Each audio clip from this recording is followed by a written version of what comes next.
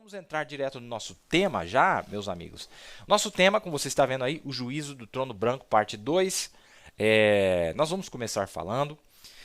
Vamos devagar aqui, temos muitas coisas especiais. Vamos lá então. A nossa primeira citação, para nós darmos base aqui ao nosso assunto, é esta aí. Como nos dias de Noé, antes de Deus enviar as águas para destruir o mundo, no grande mundo antediluviano que havia se adentrado em pecado, como Jesus claramente disse que foi num dia bem igual a este. Como foi nos dias de Noé, assim será na vinda do Filho do Homem.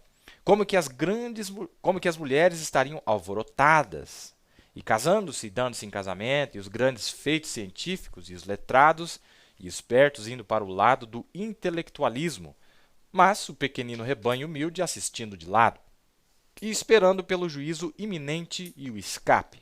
E antes de Deus enviar o juízo, ele enviou um profeta.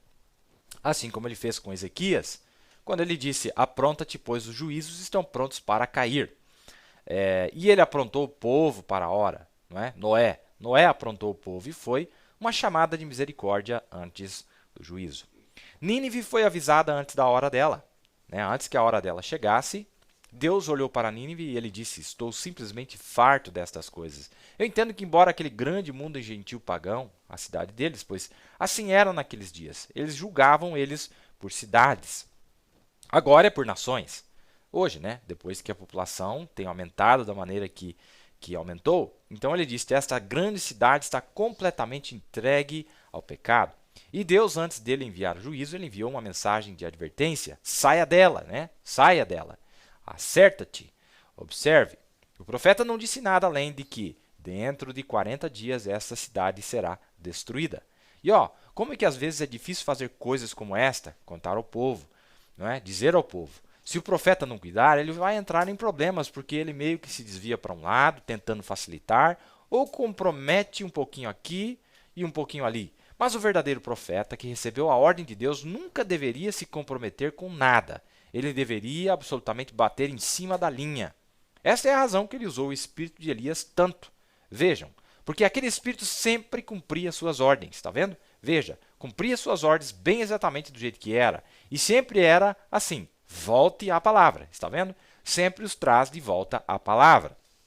Olha que interessante, meus amados. Primeira coisa que nós vamos falar nesta noite, da cidade de Nínive. E por quê?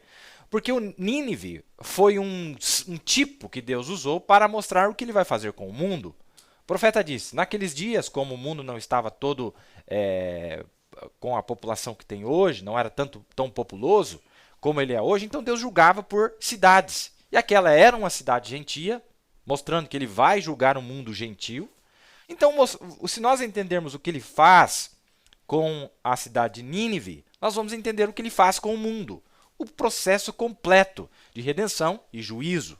Agora, vocês que têm acompanhado nossos programas têm percebido que nessa série que nós fizemos, o livro de Jonas tem se destacado de maneira muito brilhante, muito clara, o livro de Jonas. Ali contém um mistério muito grande, o livro de Jonas.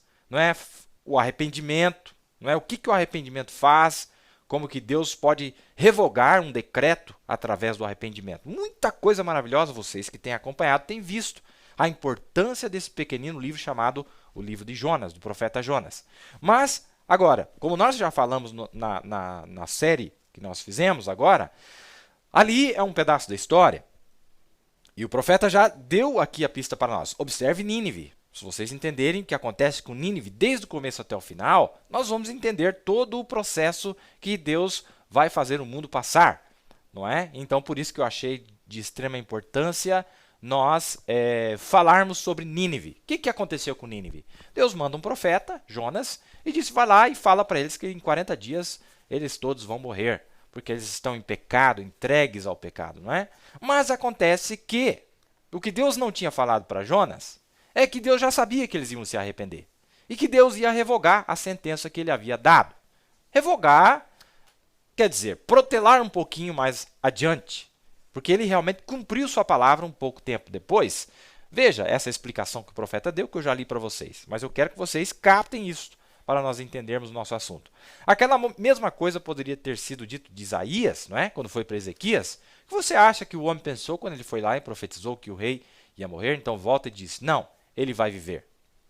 E Jonas, então, indo pelas ruas da cidade, dizendo, essa cidade vai ser destruída dentro de tantos dias, 40 dias, e depois Deus não fazer aquilo.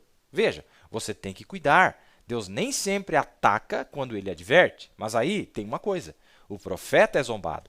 Mas se ele for um profeta vindicado com a palavra do Senhor, veja, sinais de Deus, vindicado, como Deus disse que o profeta seria vindicado, os quais esses homens eram vindicados, vejam, sua palavra não é dele, mas é de Deus e se cumprirá.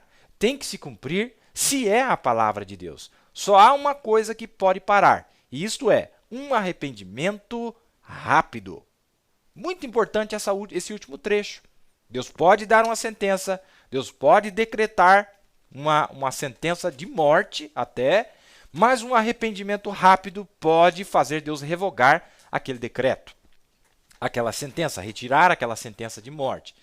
Coisa muito importante. Então, nós paramos no livro de Jonas, vimos ali aquela primeira parte, e agora nós vamos ver a segunda parte. Eu achei muito interessante. Isso aqui é uma anotação de Scofield. Se vocês me permitem usar uma anotação de Scofield, que está na Bíblia dele, veja o que ele disse sobre Nínive. Falando do profeta Naum, que profetizou durante os dias de Ezequias, depois de Jonas, um pouco depois de Jonas. Naum profetizou durante o reino de Ezequias, provavelmente cerca de 150 anos depois de Jonas. Ele tem apenas um tema, o profeta Naum. Qual é o tema? A destruição de Nínive. De acordo com Deodoro Siculus, a cidade foi destruída quase um século mais tarde, mais precisamente, precisamente como foi predito aqui. Olha que coisa interessante. Então veio Jonas, nós já vimos a história, o que aconteceu. Passa um tempo, Deus manda outro profeta para profetizar contra Nínive. Depois de Jonas, Naum, o profeta Naum. E nos 4 capítulos, que eu acredito que são 3 ou 4 capítulos no livro de Naum, ele está falando só da destruição de Nínive. Então, quer dizer, a destruição que havia sido prenunciada por Jonas e que foi protelada por causa do arrependimento, finalmente Deus falou, agora acabou. Eu já dei uma chance para vocês. Eu já dei uma chance extra para vocês. Deus já manifestou sua longanimidade, a sua paciência, a sua grande paciência. Então ele envia Naum, falou, vai lá e fala para eles que agora acabou. E olha que interessante para vocês entenderem que realmente é isso que está acontecendo. Livro de Naum, capítulo 1. Olha aqui, peso de Nínive. Toda vez que você vê essa palavra peso, é uma palavra de condenação. Peso de Nínive. Livro da visão de Naum, o Elcocita. O Senhor é um Deus zeloso e que toma vingança.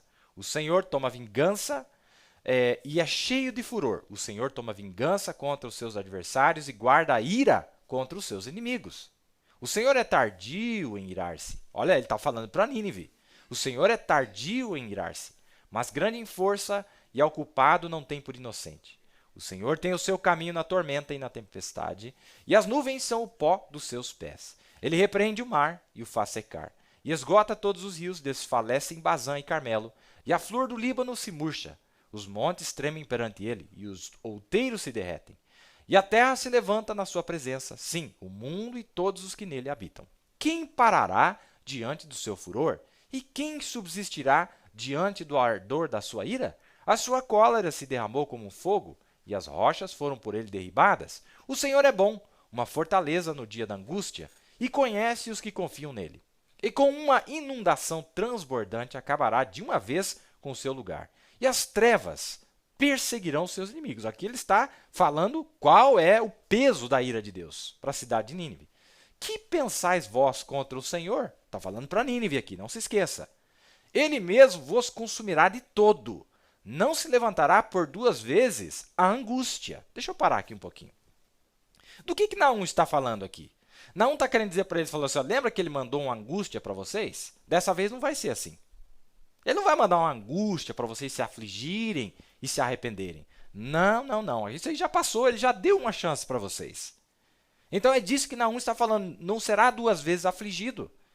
Agora, eu quero que você capte esse quadro, Jonas e Naum, para você entender o que acontece logo após o período da tribulação e o que acontece no final do milênio.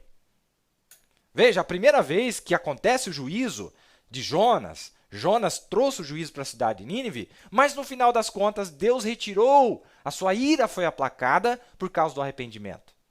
Mas o tempo passou e aqueles aos quais foram dados uma segunda chance mostraram que não eram dignos de uma segunda chance. E agora, Naum volta e fala com a mesma cidade. Lembra que eu falei, Nínive é um tipo do mundo. E agora ele volta e falou, não, Deus não vai simplesmente afligir vocês desta vez. Deus não quer mais. Deus já deu uma chance. Deus já extrapolou a sua paciência, os seus limites de paciência. E como nós estamos vendo aqui, mesmo no nosso país, irmãos, há regiões inteiras que nem sequer ouviu a primeira vez. Nem um Jonas sequer foi lá. E nós já estamos querendo ver Naum por aí, não é? Já na segunda vez, ó, vai queimar tudo, vai acabar. Calma, nem Jonas não apareceu nessas regiões, não é? Então, é muito importante nós entendermos o que está na mente de Deus. E esse livro de Naum é um livro muito interessante, o profeta Naum. Vamos voltar no nosso texto. Que pensais vós contra o Senhor? Ele mesmo vos consumirá de todo. Não se levantará por duas vezes a angústia. Porque ainda que eles se entrelacem como os espinhos e se saturem de vinho como bêbados, serão inteiramente consumidos como palha seca. De ti saiu um que pensa mal contra o Senhor, um conselheiro de Belial. Assim diz o Senhor. Por mais seguros que estejam e por mais numerosos que sejam, ainda assim serão exterminados. E ele passará. Eu te afligi. Está lembrado de Jonas? Eu te afligi. Mas não te afligirei mais. Não. Agora quebrarei o seu jugo de cima de ti e romperei os teus laços. Contra ti, porém, o Senhor deu ordem que mais ninguém do teu nome seja semeado. Da casa do teu Deus exterminarei as imagens de escultura e de fundição, ali farei o teu sepulcro, porque és vil. Olha só que palavra. Ali acabou toda a chance, acabou toda... Olha, irmão, é muito interessante esse estudo aqui, falando... Por isso que é importante, antes de eu falar do juízo do trono branco, nós temos que entender o que está na mente de Deus para chegar lá no juízo do trono branco. Todas as alternativas foram esgotadas. Todas as opções foram exauridas, não restou mais nada para ele fazer o que ele vai fazer lá no final. Então é muito importante olhar para essa história, Jonas, Naum. Que bonito, né? Os dois profetas profetizando contra a mesma cidade, não é? Então é muito interessante nós entendermos esse quadro. Eu te afligi, mas não te afligirei mais, diz a Bíblia aqui. E é vil. E eu recomendo a vocês a lerem todos os capítulos do livro de Naum, que está falando só de um tema. Está falando da destruição de Nínive. Muito bem, vamos dar uma olhada aqui agora, mais uma escritura. Olha aí, ó. Apocalipse 1, do verso 10 ao 16. Eu fui arrebatado no Espírito no dia do Senhor, e ouvi detrás de mim uma grande voz, como de trombeta, que dizia: O que vês, escreve-o num livro, envia-o às sete igrejas que estão na Ásia, a Éfeso, Esmirna, Pérgamo, Tiatira, Sardes, Filadélfia e Laodiceia. E virei-me para ver quem falava comigo, e virando-me vi 7 castiçais de ouro. E no meio dos 7 castiçais, um semelhante ao filho do homem, vestido até os pés de uma veste comprida, e cingido pelo peito com um cinto de ouro. E a sua cabeça e cabelos eram brancos como lã branca, como a neve, e os olhos como chama de fogo. E os seus pés semelhantes a latão reluzente, como se tivesse sido refinado numa fornalha, e a sua voz como a voz de muitas águas. E ele tinha na sua destra 7 estrelas, e da sua boca saía uma aguda espada de 2 fios. Espero que vocês estejam lembrando de Apocalipse 19 aqui, viu? E o seu rosto era como o sol, quando na sua força resplandece. Muito bem. Que texto maravilhoso. Ele aparece como juiz supremo, com a cabeleira branca, com vestes brancas, e descreve fogo saindo dos seus olhos, e etc. Ele é o juiz, está vindo para julgar. Agora nós temos que colocar na linha do tempo quando é que essa cena acontece. Nós temos que entender onde é que aparece essa cena de Apocalipse capítulo 1, do verso 10 ao 16. Eu vou fazer uma linha do tempo aqui para vocês. Eu quero que vocês prestem bem atenção nessa linha do tempo que eu vou fazer no meu quadrinho. Nós temos aqui, eu vou dividir tribulação aqui e depois mais para frente. Isso mesmo. Aqui eu vou colocar, não sei se está aparecendo aí já o meu quadrinho, 1963, aqui é muito importante nós colocarmos esta data. Aqui é o rapto, que a gente não sabe quando é que vai acontecer. 2018, 2019, 2020, não sei. E aqui é o final da tribulação, né? Final da tribulação, aqui são os 3 anos e meio. São os 3 anos e meio. E depois aqui nós temos um outro período, que é o período que mais me interessa nessas últimas lições, que eu estou tentando abordar, porque é uma área inexplorada, como eu já tenho repetidamente falado a vocês, e eu não quero causar distúrbio na mente de vocês, apenas quero ajudar vocês a entenderem esse pequeno período. Deixa eu achar uma cor aqui mais interessante para nós. Vamos colocar uma cor mais chamativa, um vermelho aqui, ou próximo ao vermelho. Muito bem. Muito bem. Então, nós temos aqui, o que aconteceu em 1963? A nuvem aparece. Quem é que aparece? O juiz supremo. Olha que interessante esse quadro, tenta captar o que eu vou mostrar para vocês aqui. Em 1963, e o profeta menciona isso, eu vou ler para vocês daqui a pouco. O profeta conecta Daniel 7 com a nuvem de 1963, que é o juízo. Não é? Então, nós temos aqui todo esse longo período. Depois dos 3 anos e meio, eu esqueci de colocar um detalhe importante. Que período é esse depois aqui? Ó? Esse período aqui, onde tem essa flechinha, para frente é o milênio. E aqui, meus queridos ouvintes, meus queridos amigos, nossos alunos das terças-feiras à noite. Esse período que eu estou mostrando para vocês aqui, parece que está um pouco atrasado o meu quadrinho. Deixa eu ver aqui. Ele está no AirPlay, deveria estar funcionando. Esse período aqui, deixa eu desenhar, pode ficar tranquilo que nós já vamos ver aí no nosso quadro. Vamos ver aqui. Opa, só fazer um pequeno detalhe aqui para vocês. E já vai voltar a funcionar. Que eu preciso do meu quadrinho para vocês entenderem. Vocês que estão anotando aí no caderno de vocês.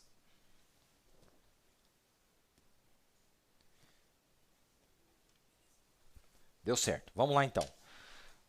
Olha só. O período que eu tenho tentado chamar a atenção de vocês é esse período aqui, ó.